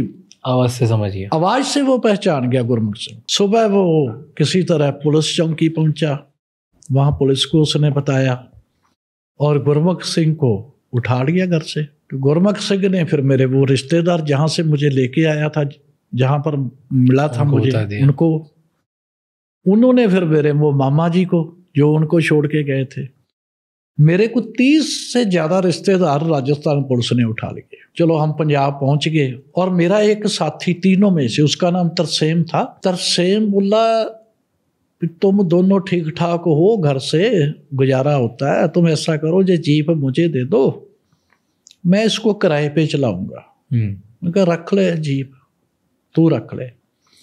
तो उसको ना तरसेम सिंह को चलानी नहीं आती थी जीप का ना, क्लच प्लेट उसने थोड़ी उड़ा दी थी। तो वो तरन तारण एक वर्कशॉप में लगा दी उसकी क्लच प्लेट डालने को। तब राजस्थान पुलिस मेरे गांव पहुंच गई, पंजाब। हाँ पहुंच गई। तो मेरे पिताजी को भी ले गए तो गंगानगर जिले पदमपुर तहसील, वहां से एमएलए थी इकबाल कौर बीजेपी की, उनसे कोई रिश्तेदारी थी, मेरे रिश्तेदारों की आगे। तो वहां उनसे पहुंच की तो सारे रिश्तेदार छूट गए, लेकिन वो इकबाल कौर ने ये कहा कि उस लड़के को पेश कर दो, मैं कोई नजायज केस नहीं बनने दूंगी, पंजाब पुलिस को भी नहीं देंगे, कुछ नहीं करेंगे। तो मुझे फिर थोड़े दिनों बाद वहाँ जाकर पेश कर दिया। जब पेश कर दिया तो वो पूछते भी दूसरे दोनों बताओ कौन है तेरे साथ, जीप कहाँ है? मैंने कहा जीप तो ऐसा तरसेम सिंह था, वो ले गया, पता नहीं कहाँ ले गया। तो वो दोनों कहाँ हैं? मैं कहा वो तो मुझे दरबार साहब मिला करते थे, मैं कभी उनके गांव नहीं गया। तो गांव का तो पता होगा। तो मैंने 2 बड़े बड़े गांव के नाम ले दिए। एक पट्टी है मेरे एरिए में, बहुत तहसील है, वो बोल दिया एक पट्टी का है, एक बठिंडे का है, ऐसा बोल दिया भी पकड़ ना पाए। तो बोले जीप, तो मैंने सोचा भी जीप तो वहाँ से तरसेम ले गया होगा। मैंने बताया उसकी क्लच प्लेट खराब हो गई थी, तो वर्कशॉप लगा दी। तो बोले जीप बरामद करवा दे। जब जीप बरामद करवाने आया ना मैं, तो तरसेम सिंह वहाँ पर बैठा था, तो वो पकड़ लिया। ड्राइवर ने पहचान लिया, कहता जी एक चाहिए। और तरसेम सिंह ने ये सोचा मेरे बारे में कि ये सारा कुछ बक गया, इसने मेरा भी बता दिया, जीप की तरफ भी ले आया, तो इसने तीसरे का भी बता दिया। तरसेम सिंह को जब लटकाया उधर ही पुलिस ने, तो बोला तीसरा कहता जी घर पे ही है, उसको तीसरे को भी घर से पकड़वा दिया। अब पुलिस ने सोचा जीप भी बरामद होगी, आदमी भी होगी, हथियार बरामद करने। वो बोले भी जिनके हथियार थे वो ले गए। पुलिस वाले बोले वो तो ले गए जिनके हथियार थे, लेकिन तुम्हारे पास भी एक हथियार था ना जो इसके कान पे लगाया था, वो कहाँ है? वो तरसेम सिंह बोला कि तू मेरे पर छोड़ दे, तू क्या इसके पास है? वो हथियार इम्पोर्टेड था, बढ़िया था, तो हम चाहते नहीं थे कि पुलिस को दें वो हथियार, जर्मन मेड था। तो उसने तरसेम सिंह ने उस तीसरे का नाम ले दिया कि ज्ञानी के पास है हथियार। तो ज्ञानी को घर से पकड़ लिया। तो पुलिस वाले बोले भी अब हथियार भी इसको बोलो दे दे। तो वो ना उसको बार बार इशारे कर रहा, ज्ञानी हथियार दे दे, ऐसे करके ज्ञानी वो हथियार दे दे। वो ज्ञानी समझ नहीं रहा बात। जब उसने तीसरी बार कहा ना ज्ञानी वो हथियार दे दे ऐसे करके, तो उसके दिमाग में आ गया कि ये साइज बता रहा है। एक ना छोटा सा पिस्टल था, वो दे दो ज्ञानी के पास। ज्ञानी बोला दे तो देता हूं, लेकिन ये इसका है, तरसेम का। चलो ज्ञानी ने दीवार में से ईंट निकाली, ईंट के पीछे वो पड़ा था। तो पुलिस पूरी खुश होगी कि ये तो बहुत बड़ा केस हमने हल कर लिया, इलीगल वेपन सारा कुछ ही पकड़ा गया। तो अखबार में बड़े चर्चे हो गए, पुलिस की वाह वाह होगी। तो हम पर केस डालकर हमें जेल में डाल दिया गया, स्मगलिंग का। और जब ऐसा केस होता है ना, एक हमारा हम पर केस दर्ज हो गया किडनैपिंग का, क्योंकि ड्राइवर की किडनैपिंग हुई थी। एक केस स्मगलिंग केस नहीं लगा, स्मगलिंग तो पकड़ा नहीं ना गया, कुछ पकड़ा नहीं ना गया, किडनैपिंग का हो गया। एक हो गया जीप को क्या बोलते हैं उसको, जीप चुरा ली। चुरानी और चीज होती है, डकैती विद डेडली वेपन, डकैती बन गई, डकैती विद डेडली वेपन 392 होती है, 392 लगी। एक उसकी किडनैपिंग की लगी। तो उस ड्राइवर ने जो केस रजिस्टर्ड कराया था, उसने अनपछाते कह के लिखवाया था कि मैं उनको पहचान सकता हूँ मेरे सामने आने पर। तो 15 दिन में जज जेल में आता है और पहचान करवाता है। अगर वो पहचान ले तो ठीक है। अब मेरे इधर एक निशान है, जिसके कोई निशान होता है ना, तो वो जज जो है वो निशान कवर करवा देता है। मेरे इधर एक कागज का स्टिकर लगा दिया, मेरे साथ मेरे मिलते जुलते 8-10 आदमी खड़े कर दिए, उनके भी निशान लगा दिए, सभी की आंख के नीचे। पुलिस ने बताया ना हो कि उसकी आंख के नीचे निशान है, लेकिन वो ड्राइवर तो पहचानता था। मैं 2-3 दिन तो हमारे साथ रहा है, पर पुलिस को, जज को नहीं ना बताया पुलिस ने कि हमने ड्राइवर को दिखा दिया है। अब ड्राइवर ने क्या किया कि उन दोनों को तो पहचान लिया और मुझे पहचान कर भी नहीं पहचाना, क्योंकि आपने उसकी जान बचाई थी। बिल्कुल। तो वो केस कमज़ोर हो गया, वीक हो गया। उस केस में चलो एक बार तो हमें सज़ा हुई, लेकिन बाद में वो केस बरी हो गया। तब तक क्या हुआ भी इधर जो भी केस थे पंजाब के, जो भी आदमी गिरफ्तार हुए थे ब्रूस्टर एक्शन में, इन सब को आम मुआफ़ी दे दी गई थी। इनकी 5 साल सज़ा पूरी हो गई।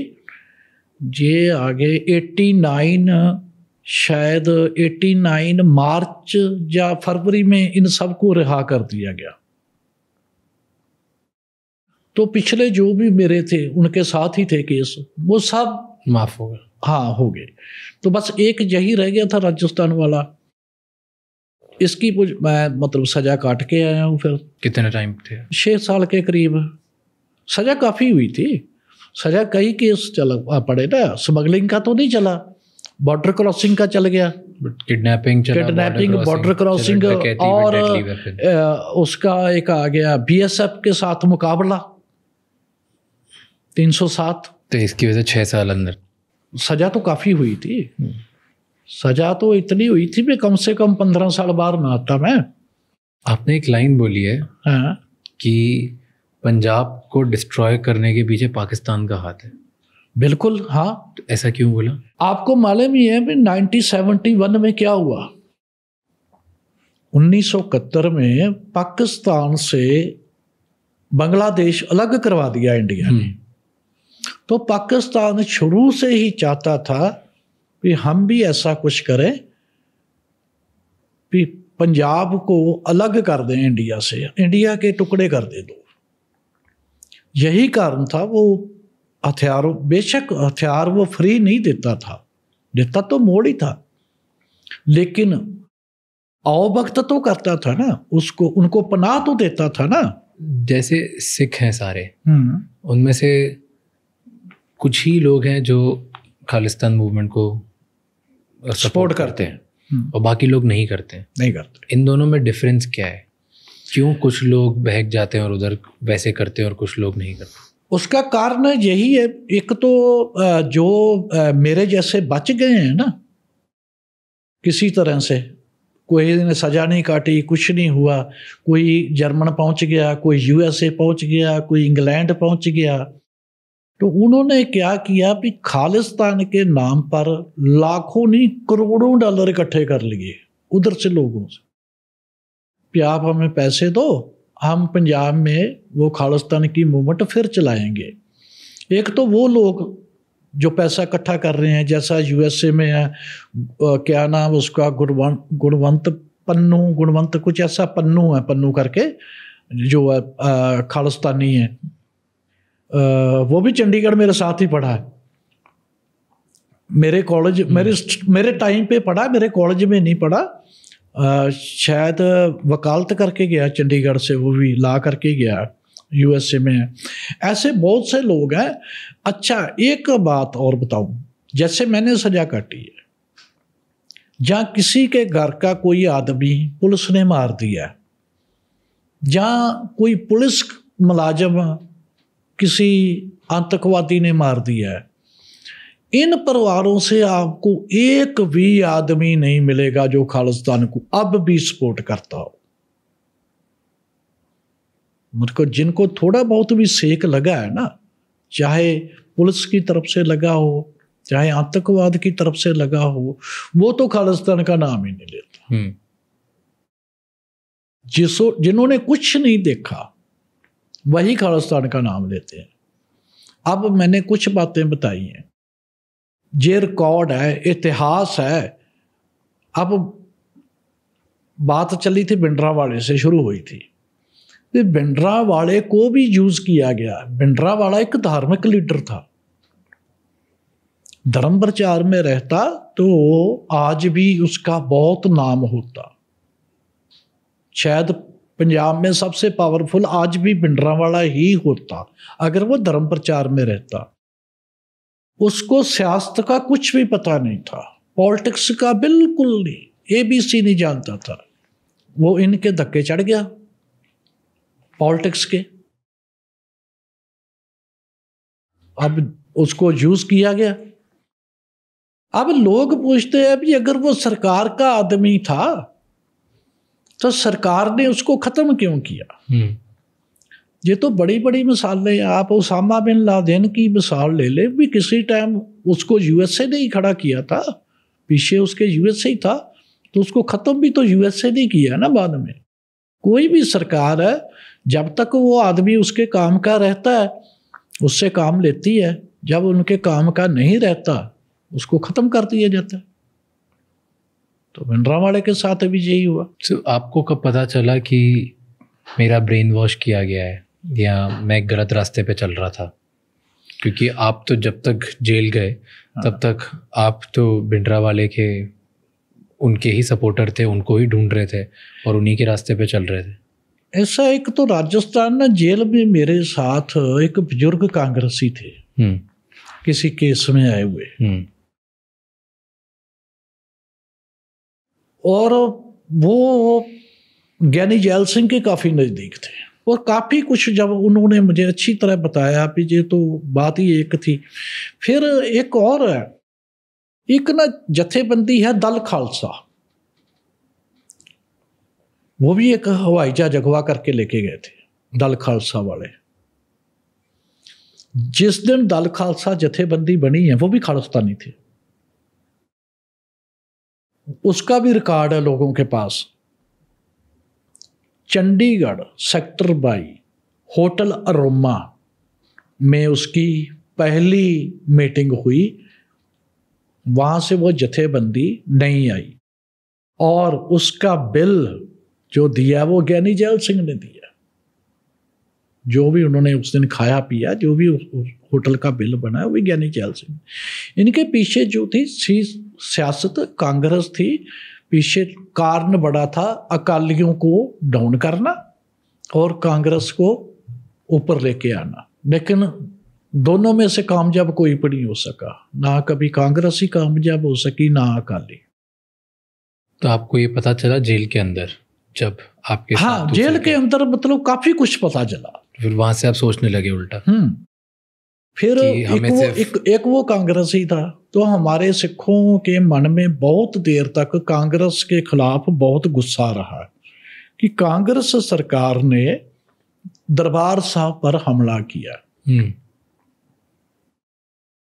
अच्छा, एक और भी सवाल है कि अगर सरकार चाहती, अकाल तख्त तो ढह ढेरी कर दिया था, तो दरबार साहब कैसे बच गया, गोल्डन टेम्पल कैसे बच गया? जो सरकार चाहती तो वो भी हटाते थे, हटा सकती थी ना। उन्होंने कहाँ टारगेट किया? जहाँ भिंडरावाड़ा था, उस जगह को टारगेट किया। और ये लोगों के अभी भी ब्रेन में डाल रहे हैं कि नहीं, हमारी शक्ति का प्रतीक है अकाल तख्त सिखों की, इसलिए वहाँ अटैक हुआ। वहाँ अटैक इसलिए नहीं हुआ कि वो अकाल तख्त है, वहाँ अटैक इसलिए हुआ क्योंकि वहाँ भिंडरावाड़ा था, तो भिंडरावाड़े को ख़त्म करना था सरकार ने। और आज अब जैसे ही आपको पता चला, तो ऐसे अंदर जो लोग हैं, आज तो इंटरनेट है, आज इतनी चीज़ें हैं, तो फिर उन्हें नहीं पता चलता। एक होते ना भगत, एक अंध भक्त होते हैं। जो अंध भक्त है ना, उनके आप सामने भी रख दो ना, बिल्कुल जैसे ये टेबल पड़ा है, इसका कलर ग्रे है, बता दो आप ग्रे है, वो बोले ग्रे नहीं ग्रीन है, क्योंकि उनके दिमाग में बिठा दिया गया है ये ग्रीन ही है, इसको ग्रे बोलते हैं, है ग्रीन। तो कैसे बिठाया जा रहा है? आज किस लिए लोग ज्वाइन करते हैं? वही बिठाया, सिखों के साथ ऐसा हुआ है, पुलिस ने ऐसा किया, बच्चे तक मार दिए। तो आपको क्या लगता है अब क्या तरीका है इस मसले को सॉल्व करने का? इसका देखो एक ही तरीका है, बच्चों को ना थोड़ा रिसर्च करना चाहिए, स्टडी देखनी चाहिए, किसी के कहने पर मत आओ। अगर कुछ तुम्हें कहता है ना हमने खालिस्तान बनाना है या कैसे भी है, उसके पीछे पहले तलाशना शुरू करो, खालिस्तान का वर्ड आया कहाँ से। हमारे 10 गुरु साहिबान हुए हैं, पहले 9 गुरु जी थे, उन्होंने तो प्रचार धर्म प्रचार का ही काम किया ना। 10वें गुरु साहब ने आकर फौज बनाई है, जो अब निहंग सिंह हैं या कैसे हैं जी, उन्होंने आकर किया ना, मुगलों के खिलाफ आवाज़ उठाई है, बंदा सिंह बहादुर को बनाया, जब पंजाब भेजा। लेकिन किसी भी गुरु साहब ने ये नहीं कहा कभी भी कि हम खालिस्तान बनाएंगे, सिखों का एक अलग देश बनाएंगे, ये नहीं कहा। तो अब मुझे लास्ट क्वेश्चन है आपके लिए कि कोई भी इंसान जो ब्रेन वॉश किया गया है या जिसको बहकाया गया है या जो सोच रहा है कि मैं ज्वाइन करूं या नहीं ज्वाइन करूं, या ऑलरेडी वो उस तरफ बहक गया है, उस इंसान के लिए आपका क्या मैसेज है? जो यूथ आज का देख रहा है आपको, उसके लिए क्या मैसेज है? आपने स्टार्ट करी थी कि आपने बोला कि मैंने तो मेरी ज़िंदगी ख़राब कर ली, मैं नहीं चाहता कि कोई और करे। तो जो इंसान आपको लग रहा है कि वो अपनी ज़िंदगी ख़राब कर सकता है किसी भी तरीके से, या तो इसमें जुड़ के, या से सपोर्ट करके, या खुद से एक नया आइडिया बना के, या खुद से एक तरीके का यूनियन बना के, या कहीं और किसी चीज़ पे जुड़ के, या दूसरी कंट्री का सपोर्ट लेके, उसके लिए क्या मैसेज है? देखिए, इनके कुछ अब तो बिल्कुल आसान, हमारे टाइम में तो हमें जैसा बताया जाता था हम वैसे ही मान लेते थे, लेकिन अब तो हर एक चीज सामने है, हर एक के सामने है, हर एक की पकड़ में है।